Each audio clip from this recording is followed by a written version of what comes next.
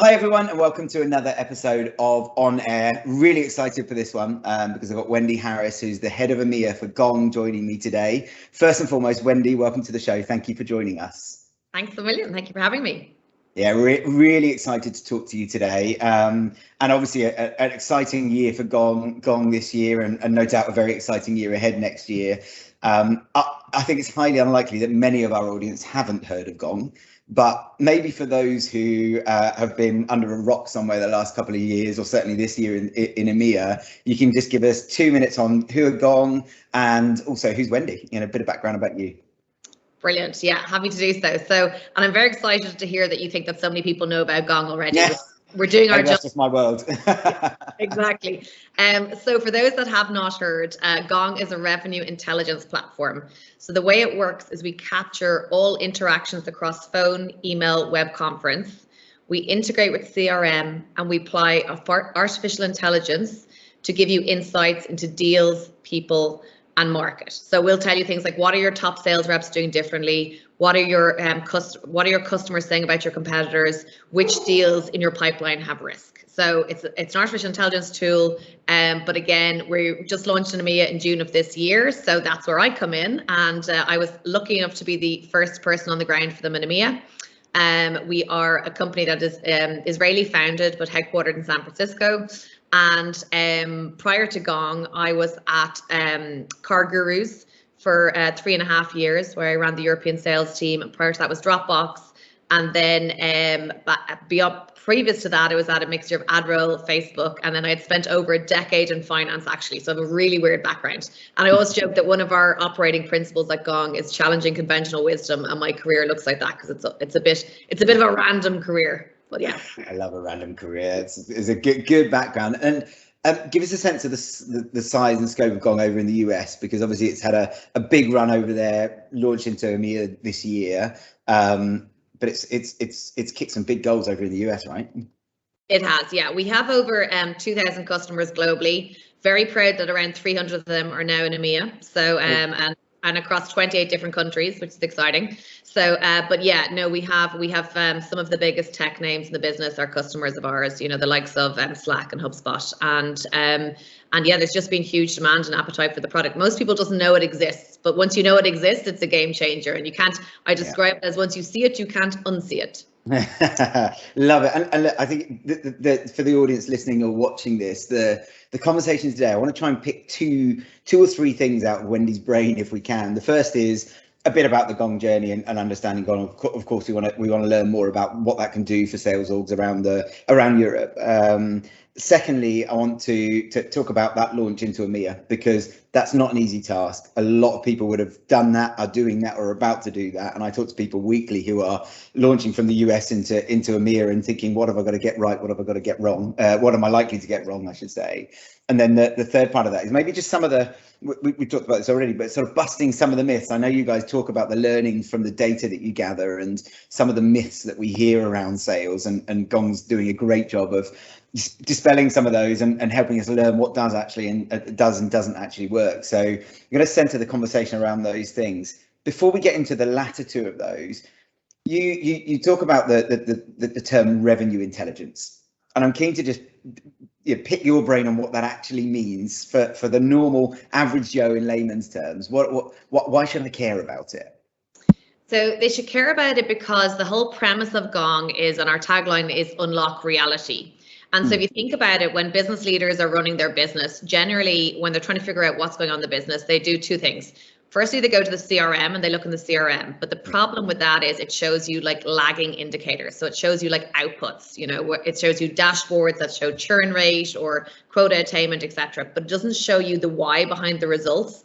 And so the second thing that people normally do then is go, and certainly I've been in this position previously, I go and ask 10 different people on the front lines, what are you hearing? What's happening? What are customers saying? And I get 10 different answers. So the whole premise of revenue intelligence and Gong is that it's actually based on reality, not on subjectivity or opinions. So it means that because we capture all of the interactions with customers across phone, email, web conference, you're able to pull out exactly what's being said at scale and use reality to drive your business. So it's pretty powerful. And again, as I said, I didn't know it existed back a year ago. It didn't exist, but I'm very happy it's here. So it sort of helps. It's a game-changing product. So are you really telling me that gone are the days where a sales rep will pledge at the beginning of the month they've got 5 new deals coming in and finish the month without one? Are those days gone? Isn't that, imagine a world. Well, what's I think it was according to CSO Insights, 53% of deals that reps commit never actually close. So, which is a horrifying stat, especially, as we think about as a sales leader. No sales leader wants to hear that, but we also know in our gut that it sounds about right.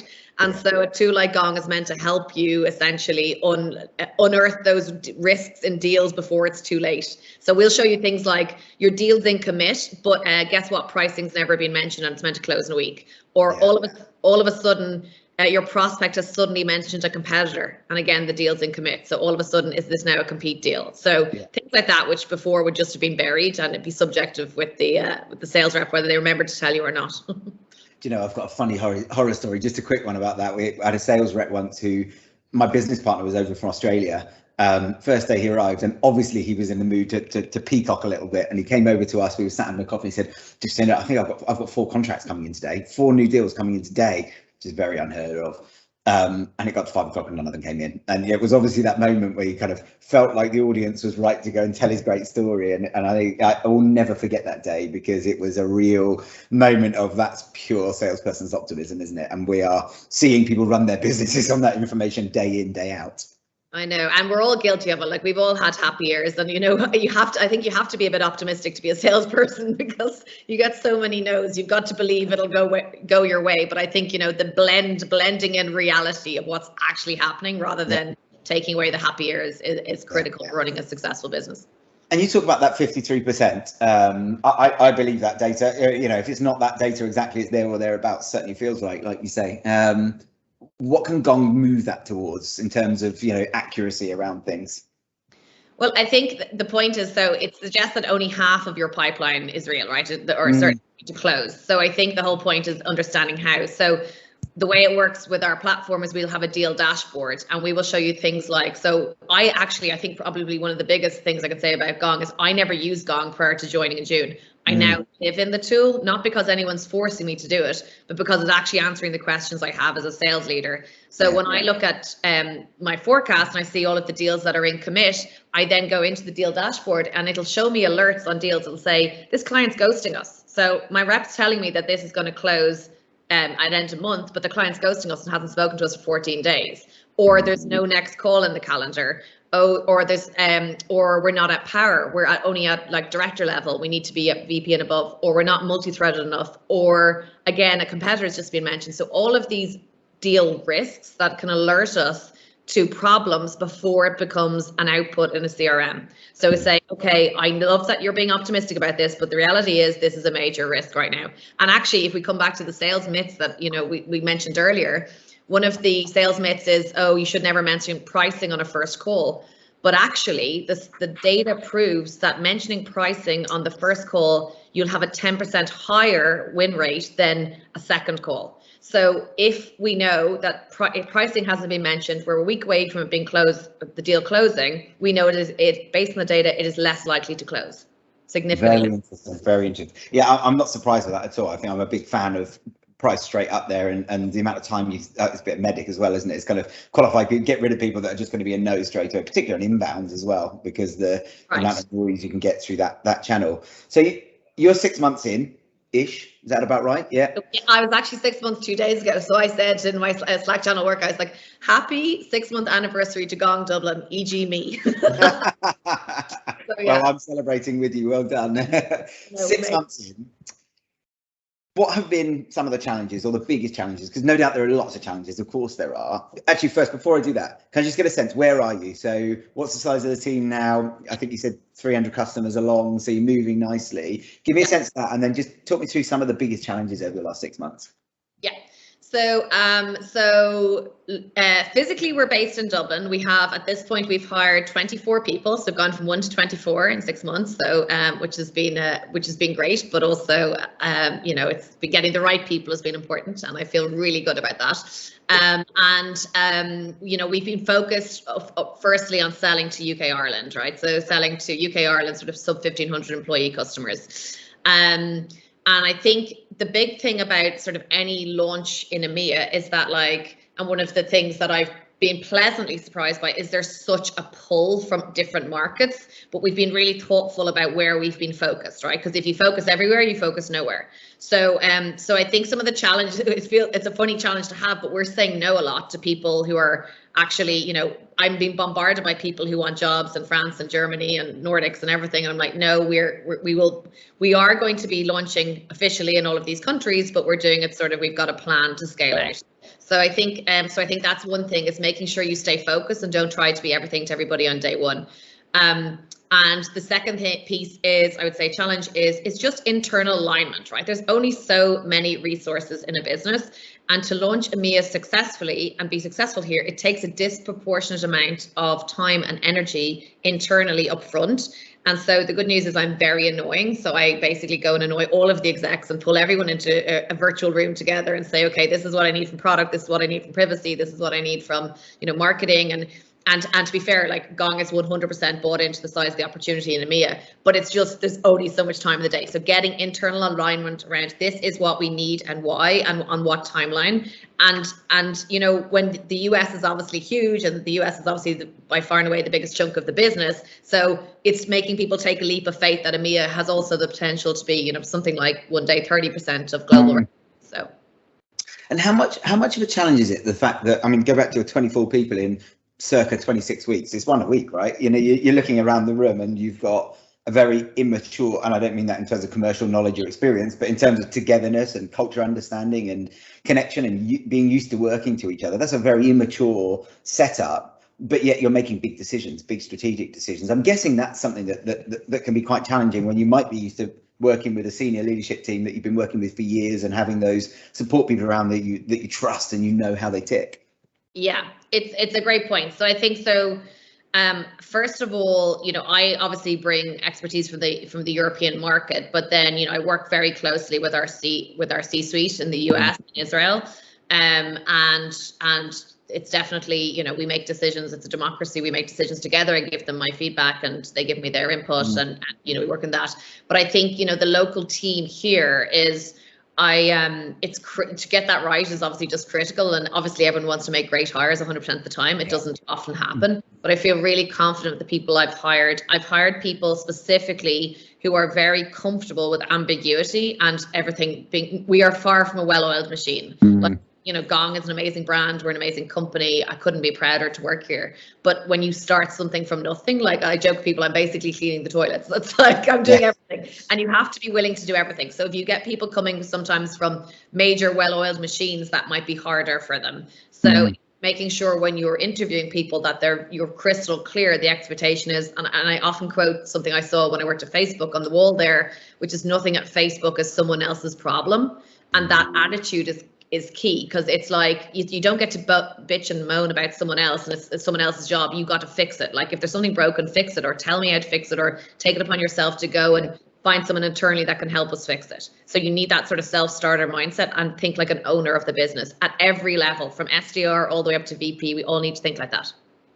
Yeah, I think that's a fantastic point. And one of the questions I was going to ask you, and I think you've kind of answered it, was around, what are those things that you look for in those early stage hires? So the ability to deal with ambiguity, I love, and that kind of ownership, and I think that sort of tolerance for failure as well is something to be mindful of, the fact that nothing goes in a straight line when you're doing something new, and there will be days where you go, oh, we got it wrong, we've got to divert and think differently about this. And I'm guessing that tolerance for change, failure, things going on a 180 overnight because we realize something, it is fairly critical.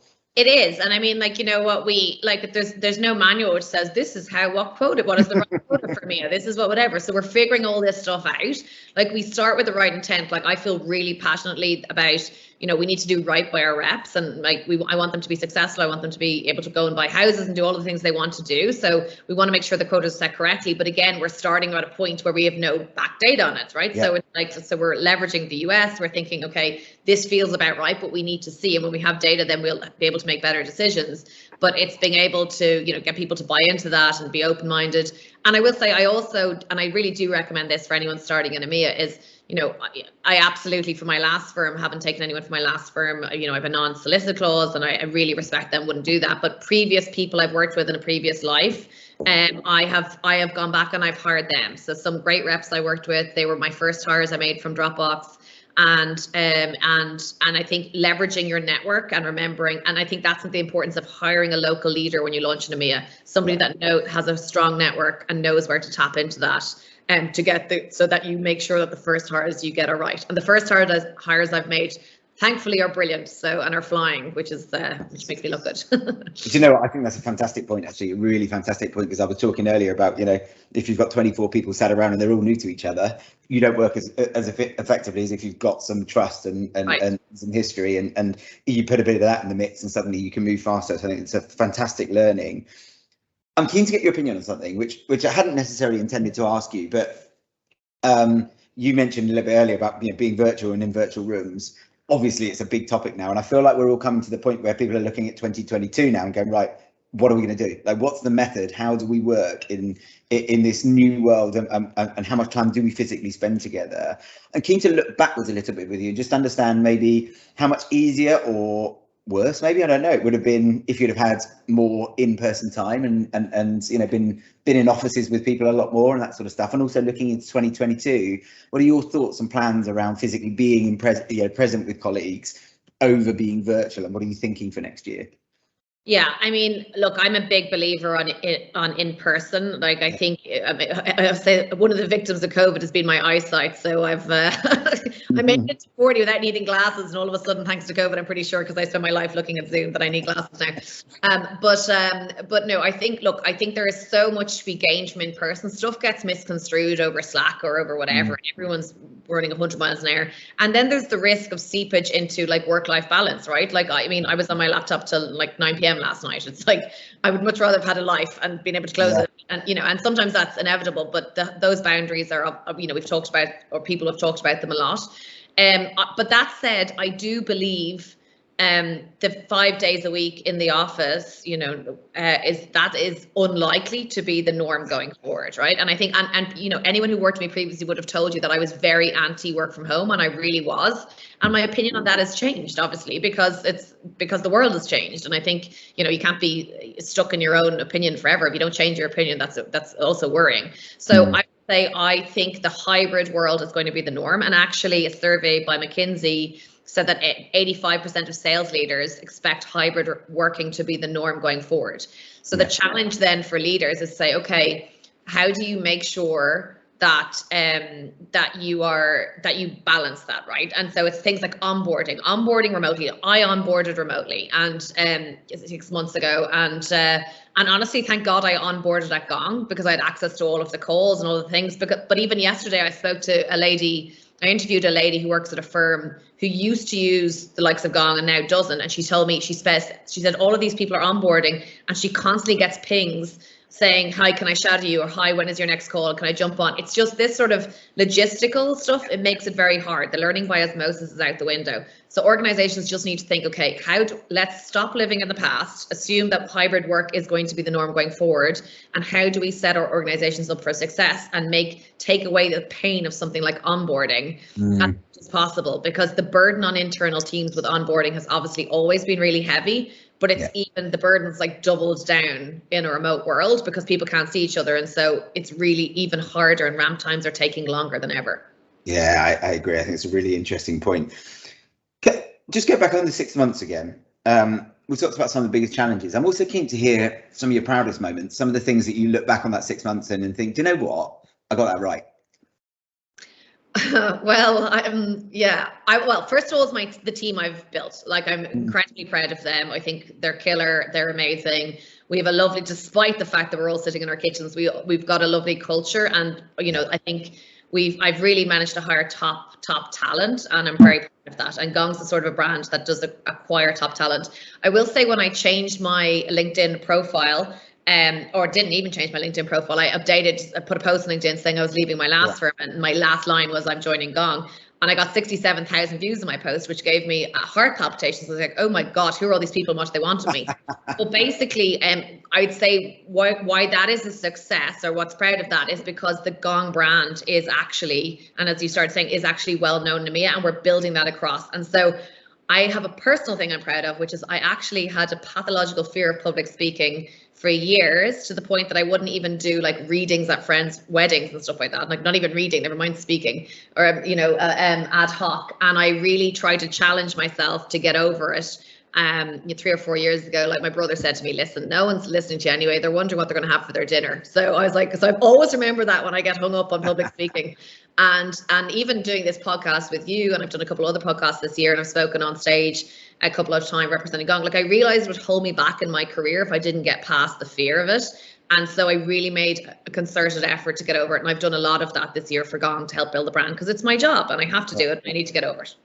Yeah, I think, you should be proud of that. And you don't need me to tell you this, I'm sure, but I saw you speak at Sales Confidence in person on stage. And I think you're very open at the beginning of it, saying that you're uncomfortable doing it. But trust me, for the rest of it, you didn't know. I thought it was brilliant. So good on you for overcoming some of those feelings as well. And if you could, let's just pick one thing, and this might be a really hard question to answer. If you could do one thing again and do it differently over the last 6 months, is there something that stands out for you as being that one mistake, or that one thing that people could learn from? Yes, I think it is. It is basically, the second hire after me should have been a recruiter locally. And I would have hired the recruiter earlier, and I would have pushed for more recruiting support earlier. Because what happens is, actually in the US, they're not used to the amount of time it takes to hire over in UK and Ireland. And it's essentially, if I open a rec today, it'll take 3 months to fill it, in terms of notice periods and everything else, whereas they don't have that in the US. So just helping understand that difference, how long it takes to get people actually in seat. I think that's something 1000% I'd go back and do again. And even now, we've got very big hiring ambitions for next year. We're likely to potentially 4x, and it's like we still don't have enough recruiters, so we're playing catch up. So it's like, and it's cart and horse situation. You can say, okay, now's the go faster. Now we know it's going well. Now we want to go faster. But like, they need, if you want to hire a recruiter, it takes 3 months to hire them. It takes them 2 months to ramp. And so so really, you just have to get ahead of it earlier. Yeah, it's really interesting. And of course, you landed in EMEA at a time where recruitment's probably the hardest it's been for at least 3, 4, 5 years. And salaries are going up, and everything's putting pressure on it. Right. So I can see why that would have been a really good move earlier in the year. Well, thank you for sharing that. I think it's really, really, really interesting to hear. Let's just touch on, so I know that Gong has produced some pretty insightful data-backed hints, tips, whatever you want to call them, learnings, I guess, for sales reps that maybe are contrary to what we would normally believe and a lot of people talk about. And I'm keen to give you the opportunity to share some of those. I think you said there were 7 key ones that stand out that you talk about a lot. And I think we touched on one already, really, about that raising pricing early. Can we dive into that? I'm keen to hear them. Sure. Yeah. And I think, for context for people, where do we get the authority to speak on this? It's essentially, we have, captured millions of calls. So it's 10+ million of calls, and it's, data anonymized at scale. And because we integrate with CRMs, it links to outcomes. So we're able to link sales behaviors to outcomes and understand what was successful. So if I think of a couple, like the first one is probably, we've all sent a cold email and said, are you available at 9 a.m. on Tuesday for a call at 9 a.m. on Tuesday? Or we've said, so that's a specific call to action. Or we've said something like, are you available for a chat next week? What does your diary look like next week? So that's an open-ended call to action. So actually, the data proves that there is a significantly higher percentage success rate in getting that meeting, to the tune of, like, I think an open-ended or a specific CTA yields 15%, whereas asking for interest, is saying, have you interest in learning more, yields a 30% success. And so it's because nobody has a lot of time on their hands, right? Everyone's time is a finite resource. Like, I'm basically getting emails from a person I've never heard of, with a company potentially I've never heard of, asking me for my time, and I will guard my time preciously because I have so little of it. And so if you add, but interest is not a finite resource. So interest is basically shows, if you say, have you interest in learning more about X, success rates double with that instead of asking for specific time. It's a really interesting one, and I can see how, you know, when I was first trained in sales several years ago, you know, we were discouraged from using that word full stop. You know, the word interest was deemed to be it's too salesy, get rid of it. So it's really interesting. I think things go in cycles as well to some degree, don't they? So that's an interesting one. Okay, so we've got the mentioned pricing. Yeah. That's was it double? No, yeah. So yeah, if it's on the first call to the second call, is a 10% drop from the first call to the second call if you wait for the second call to mention pricing. I will say though, when it comes to mentioning pricing on the first call, the best reps do it between the 36th and 42nd minute. So it's not like you mention pricing up front. You actually, you know, build rapport, have an open discussion, understand some of their key priorities, and it's slapping the price at the end of the conversation is the point. But it's not a taboo subject, and you shouldn't treat it as such. Totally agree. Brilliant. And then when it comes to pricing, another sort of myth we busted about pricing is, you know, there's a general perception around never mention price over email or never send price in email. And actually, the data proves that when pricing is discussed both on email and over the phone, win rates are highest. So what we would say is that it's okay to share price over email, but don't fall down the rabbit hole of negotiating price over email, because you give the buyer the upside of time. You give them the leverage of time there. It's up to them when they want to get back to you or not. So you basically share the price, but ask them to jump on a call with you. Really interesting. Really interesting. Okay, can we just keep going? We can keep going. Keep pushing through. I'm enjoying it. Another one is to do with, and this is a particular pet peeve of mine, I'm highly allergic to it.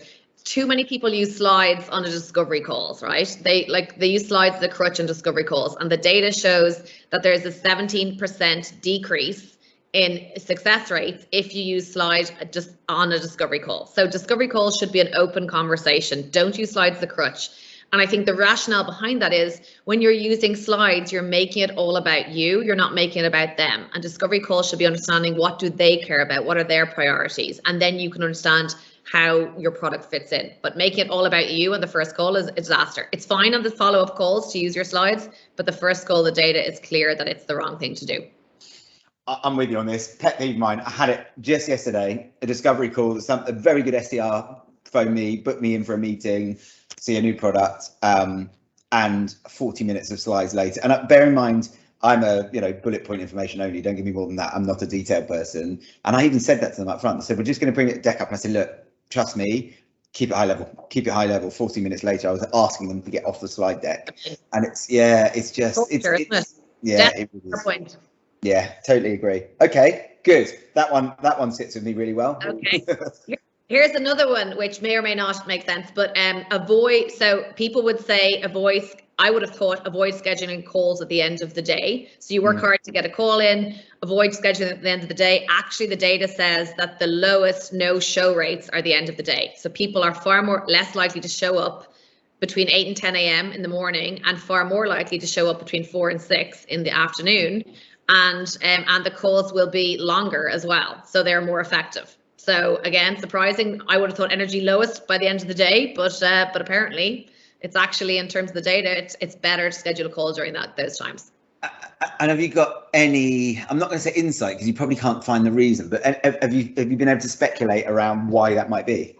I actually have, and I think, if I think about it for me, so obviously I'm VP of sales. I actually work for a firm where most people live in the US. So when I in the morning, I'm bombarded by emails of come in overnight, and I just need the time to focus. I actually don't schedule calls myself before 10 a.m. because I need to literally clean out my inbox and get back to people so that I can focus on schedule calls the rest of the day. So I think that might have something to do with it. Speculating. Yeah, I think that's fair. And I think if you're going to get in and get distracted by something, it's going to be first thing, isn't it? Most of the time, at least, if you're working with different time zones, that sort of stuff. Okay, fantastic. Well, that is a good learning for us. There you go. And then I can't remember if I have 2 or 3 more, but I think the next one then is using customer references helps improve close rates. So we see that this is actually not true. And the reason it is not true is because it is often used badly. And by that, I mean, For example, a customer is saying, oh, you know what, Amazon is, or one of your reps is saying Amazon is our customer, but they're talking to a 20-person startup, right? So 20-person startup is like, well, what have I got to do with Amazon? So because they don't feel like part of the same tribe, it actually repels them. So it has the opposite effect to what they're trying to do. So if you're going to use social proof, make sure you use somebody who feels like the person you're talking to, either the same industry, the same size company, the same buyer persona, something that they can feel an affinity to, because otherwise it just alienates them. Love that. All about relevancy, being relevant to the market. I love that, because again, a first-hand experience. I was talking to a company the other day, and they were case studying the Red Bull Formula One racing team. That's great. I'm not it's a long way from what we do. I can understand that. And so in theory, we've got 2 more if we're going to 7. Oh, we've got 2 more. Okay, so well, this one is controversial, but it's also good if you're Irish, I think. So myth is cursing negatively impacts sales. This is false. There's actually an 8% increase in win rates when both the prospect and the rep curses. Now, clearly this one comes with a large warning. Obviously, we're not suggesting you curse at your prospect. Just start going into every call by expletives everywhere. That's not going to end well. But if you can pull it off effectively, because basically when the prospect curses, they let their guard down and they're becoming more open and everything else. So I think it's but it's something that you would normally tell your reps, don't dare curse on the phone. But actually, it's been proved if you can pull it off, that it's higher. And 8% can be the difference between hitting target and not hitting targets. So. And then do I have any others for you? I'm just trying to think here. I mentioned was, I can't remember what the other one is at this point. I should have written them down. Oh, I think proving ROI will help you win the deal. I think ROI, the problem with ROI is that often it sounds too good to be true, right? And people are like, yeah, right, you'll do 500% ROI, this, that, and the other. So people generally make decisions based on emotion, not on logic. And when often if something sounds too good to be true, it is. And so that tends to repel people. So just be careful how you also do that. And often it tends to be a last ditch attempt to revive a deal that's going close lost as well. So yeah, very interesting. I love those. Do you know what? And I think everybody watching or listening to this will be able to pick multiples of those. They go, I'm doing that. I'm absolutely doing that right now. So even if it's just the scheduling of calls of certain times a day, and we've got to know it all, knows all the rest of it. There's read Gong stuff before. I'm sure they can go and look at their diary and realise they've got things that that are dropping off at other times of the day. So thank you for sharing those. Really useful insight. I'm keen to kind of talk quickly just about kind of what next for Gong. So we've done 2021. We've looked back a little bit. Going into 2022, I've picked a couple of little bits out for four times headcount and things like that you mentioned. Just give us a summary. What does 2022 look like? We're here next December. We're talking again, and you're able to say, looking back, this is what we've achieved. What does success look like for you? So I think hitting our hiring goals, now that we know that we should have hired recruiters earlier, not later. So I think hiring goals and getting, and maintaining the Gong cultural and institutional knowledge despite, and one thing I'll tell you quickly on that is we're also trying to make sure that something like 10% of those 100 are actually US transfers, so that they help seed the culture. Sorry if you hear my dog in the background. and then also I would say, we're launching more broadly across EMEA next year. So we've been very solidly focused on UK, Ireland, looking at France, Germany, Nordics, Benelux, etc. next year as well. And moving up market as well. So now that we've got a great foothold and we know we've got good product market fit, I think, moving up market, especially UK, Ireland, and, we're launching new products. It's pretty exciting. We had our Celebrate event yesterday. We announced that we will be launching a forecasting tool next year based on reality as well. So we will give you those warnings saying, yes, this should be in commit because we're at power. Pricing has been mentioned. We're multi-threaded, all of the things that actually are based on what we have captured through our system. So based on reality. And the second thing, big thing we're launching is Gong Assist, which is like your virtual assistant. So things like Gong will recognize if a rep gets off a call and they said they will follow up by sending a customer reference and pricing and everything. Gong will populate something saying, you said you would do this, do you want me to send this? Or a customer has emailed you and you send an alert to say you haven't responded to the customer. So it's pretty powerful stuff, which again is all about automation and reducing the burden on teams from manual input, because it's all, no rep likes updating a CRM. No, sales reps don't like admin, let's be fair. Do you know what? I think you've got a a great year ahead of you. I think it's going to be hugely exciting, no doubt with some massive challenges along the way as well. But what a great opportunity to go and have a huge impact on sales reps right across the continent. You've talked about the Europe and the UK and Ireland, and then you mentioned some other regions. Are they on for 2022, or are they likely to be beyond 2022? No, we expect that it is likely that we will launch in 2022 across them as well. Yeah. And we already have a foothold across 28 different countries in EMEA just from inbounds. So, I mean, the pull from the local markets is insane. So we have a lot of, we really do have a pull, but we just haven't been focused outbound on any of these to date. And I guess final question for me, what do you see as being the biggest challenge for getting something like Gong being and becoming norm? Because it's one of those tools that, you talk about ROI, it feels like a no-brainer. When you talk about it, it makes all of those things about 53% or whatever, 53% deals that commit never happen. And if we can start to genuinely have an impact, it doesn't take long to get return on that investment. And geez, we get salespeople being 2, 3, 4 times more effective.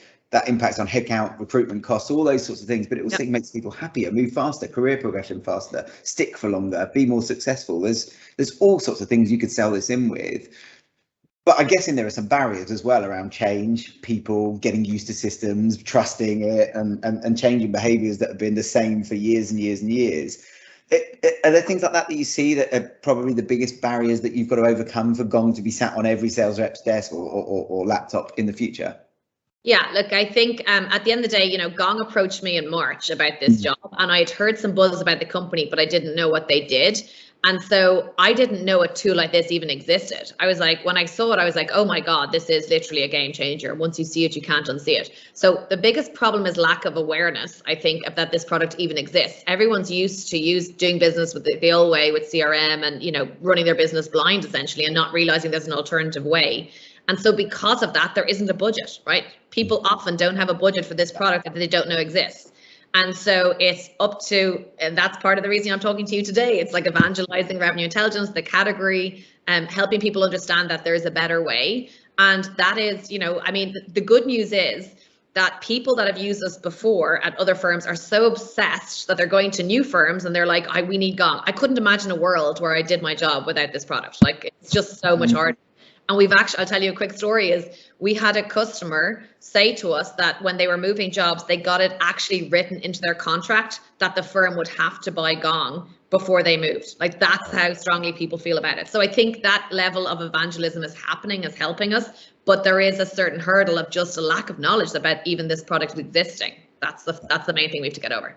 Yeah, that's category creation, isn't it? That's hard, and that's where the branding will come in. So, look, best of luck with it for 2022. I'm keen to give you the opportunity to do 2 things. One, tell us who should be using Gong, because I know it's anyone in sales in theory, but I know there's a sweet spot for you guys, and I think you mentioned up to a certain amount, and then we're going bigger next year. So I'm keen to understand if somebody's listening to this, who should be getting in touch with you, and then secondly, how can they do that? Sure. So, we have, as I said earlier, we have over 2,000 customers. They are across multiple different industries. So we're multi-industry, but what's very important is some people think, either Gong is too big or too small for me. So our deployments actually range from a 3-user deployment up to 3,000 plus user deployments. So we have huge global enterprises and we have startups. And the whole point is, with the startups, I think if you want to set the foundation for success early, understand what's working, hear the voice of your customer, that's what's working, and scale without having to bring it in to fix it. So I think we're multi-industry and multi-size. And I think in terms, I would just say follow Gong on LinkedIn. You can go to gong.io/demo to request a demo, or connect with me directly on LinkedIn as well. Be delighted to help you. Good stuff. Well, Wendy, thank you ever so much for joining us. Really enjoyed listening to you and learning from you today. And I hope you'll come back on one time in the future as well. And best of luck for 2022 and the journey with Gong. Thanks, Owen. It's an absolute pleasure. Really appreciate it. Thanks.